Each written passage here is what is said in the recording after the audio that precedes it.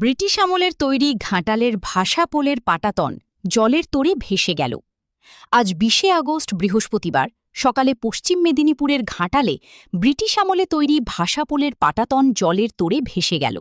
সাধারণ মানুষের যাতায়াতের রাস্তা ছিল এই ভাষাপোল। নিম্নচাপের প্রভাবে বৃষ্টির জেরে ঘাটালে শিলাবতী এবং ঝুমি নদীতে জলস্তর বৃদ্ধি পায়। জলের তোড়ে নিমতলার একটি বাঁশের সাঁকো ভেঙে গেলে সেই সাঁকোটি এবং পানা নদীর জলে ভেসে এসে ভাষাপোলকে ধাক্কা মারে। এর ফলে ভাষাপোলের একটি অংশ ভেঙে ভেসে যায়। এই ভাষাপোলটির মধ্য দিয়ে বহু মানুষের যাতায়াত হতো। ভাষাপোলের ওই পাটাতনটি উদ্ধার করার জন্য সাথে সাথে ভাষা রক্ষণাবেক্ষণের কর্মীরা ব্যবস্থা নেন এবং বেশ কয়েক কিলোমিটার দূর থেকে পাটাতনের অংশটিকে তারা উদ্ধার করেন। তবে পরিস্থিতি স্বাভাবিক করার চেষ্টা চলছে।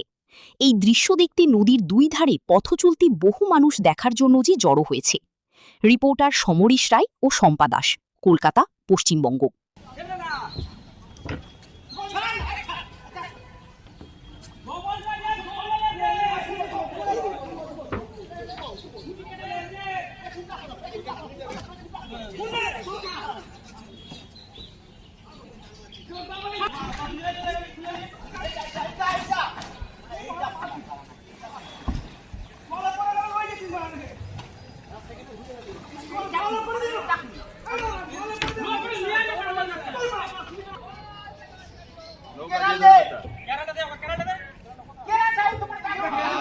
केरला खुजे भाई